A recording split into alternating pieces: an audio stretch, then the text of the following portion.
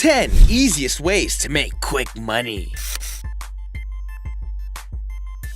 Number 10. Surveys. Yes, you can make money from completing surveys online, but just know that you'll never be able to pay your rent with this type of money. Besides the super rare several dollar a piece surveys, you'll mostly be spending your time wasting 40 plus minutes for literally 10 cents. Also, I found that most of the surveys I was screened to do sent me another message during the survey after I had already wasted 10 to 20 minutes on it that I wasn't eligible for either one and that the screen would time out, and I didn't get a single cent. The worst part about that situation is that they got some answers from you and they didn't even have to pay for that knowledge. So yes, you can make money by completing surveys, but it really isn't worth your time. However, if you do want to try it out for yourself, just be sure to use these guidelines. Always verify the survey sites you're using. Don't ever give out your personal information right out of the gate. You should never have to pay to complete a survey. Sign up for several survey sites at once to make the most money you can, and try to fill them out while you are doing passive tasks like watching TV. It'll make it seem like they take less time to complete.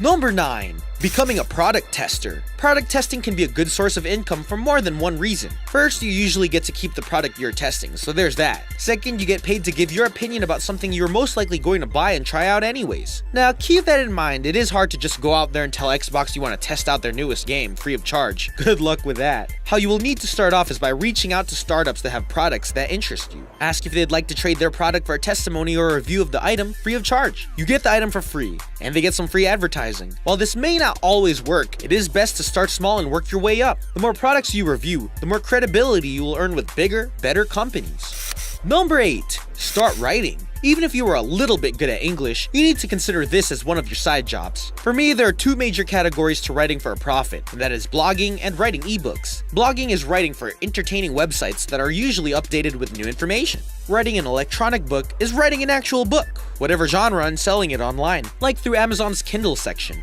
When you start a blog, you want to find a topic on which you can speak about. Some of the best blogs out there are ones about food, family, and the home. It's easy enough to start, just find yourself a platform and start typing away. Some blog hosting sites are free, but some of the best ones cost a yearly membership fee. Be sure to find the one that is best for you. Also, the most important key to writing a blog is consistency. Make sure you are updating your site frequently and you are giving people more reasons to come back. You can make it profitable just by adding advertisements or writing guest articles. Making money by writing an ebook is easy enough as long as you have a good, interesting topic that you can write 50 to 250 pages about. After you write and proofread your work, you can upload it to Amazon and set your asking price. Now you'll be earning what is called a passive income with your book, as long as it's being purchased. It is possible to write enough ebooks to retire and forever collect those profits. Can you reach that level?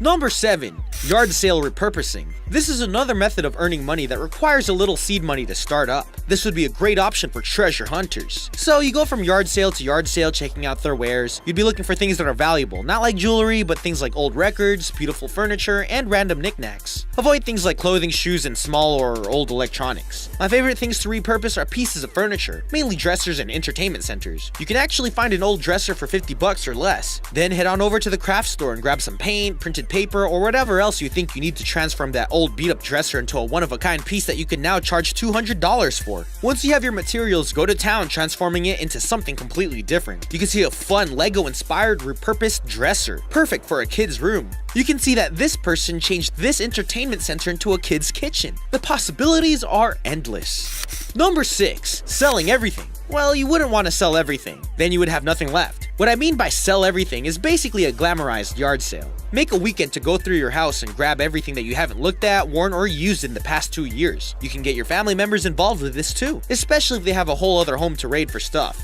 Gather your things up and set price points for each item and a date for the big event. Make sure you price your items reasonably so that people will actually buy them. Keep in mind, all of this stuff is used, so it should be priced as much. When the big day arrives, set up tables and furniture outside and lay out all the items you have for sale. Keep a secret spot for the money you earn and sit back and relax as your old stuff makes money for you. Easy, decently quick money with stuff you already have.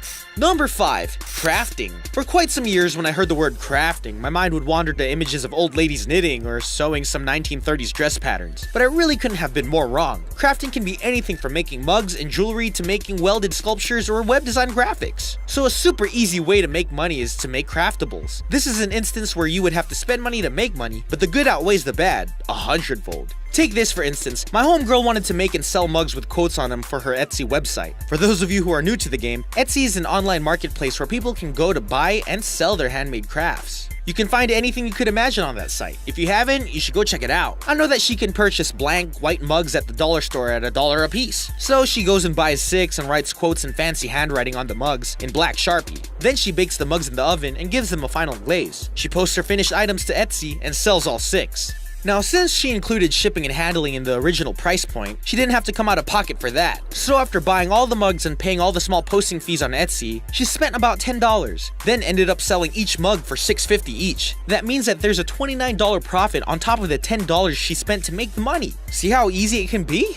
Number 4, sell your skills. Between sites like Coursera and apps like Skillshare, it should be easy for you to sell your skills to make some extra cash. In order to start making money this way, you need to do a few things first. Obviously, the first thing you need to do is compile a list of the things that you are good at. You could be good at painting landscapes, drawing faces, creating resumes, or making small crafts. Everyone is good at something. The hardest part is finding out not only what that is, but if it can be seen as profitable. After you've devised a list of your talents, do some online research and see what you can come up with for each skill. Look for things like what the top people are doing with their skill, how much they are selling it for, how they are adding value to their item, and how they are communicating with their loyal customers. Things like that you need to list out. Ask as many questions as you want. Just make sure and find all of the answers. Remember, start small, don't become frustrated, and you'll be able to go anywhere. By the way, if you do this one right, you could actually start your own business from finding and selling your skills. 3. Get paid to shop online. I'm totally not kidding. It's really that easy. If you normally go to Target, Kmart, or Walmart each week to get some shopping done, save yourself the gas and order online instead. Yes, you will have to wait for the items to be delivered, so make sure to factor in the delivery time so you don't end up running out of anything.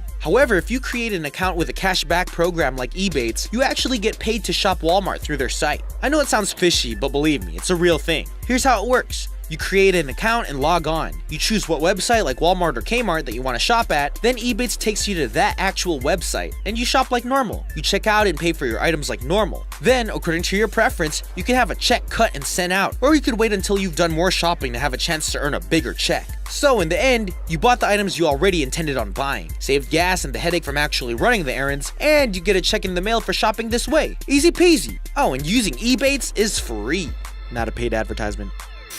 Number 2, selling information. Almost everyone has gone to school. It is a federal requirement after all, so the majority of us has some knowledge. What if you could harness that knowledge and sell it for a profit? Newsflash, you can. I'm not talking about going out and applying for a teaching position. I'm talking about working for yourself, just teaching others. Say you know how to write a resume, and your resumes look so professional that all of your friends and family members have asked you to redo theirs as well. Well, you can post an ad on a platform like Facebook or Craigslist and tell the world you know how to create resumes. It may take a while to get responses, but don't get discouraged. If you charge $25 per page and were able to get enough clients to do 5 resumes a week, well, of course that means you'd make $125 each week if all of the resumes were only 1 page each. You can do the same thing with templates, budget sheets. Almost any kind of knowledge can be turned into a profit.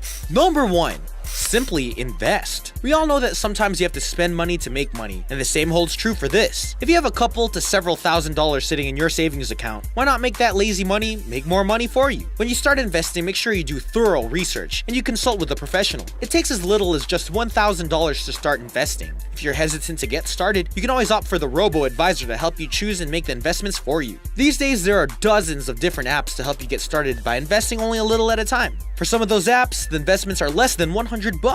If you want to get down and get your hands dirty, then save some money to the side for your investment. Pick some investments yourself and use an online trading platform. Investing may be a risk, but it can be a calculated one that could result in giving you some extra paydays. If you want to be able to stack cash like you see in this picture, you need to get off the couch and start doing something today.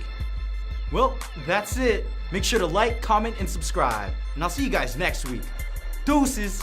For better.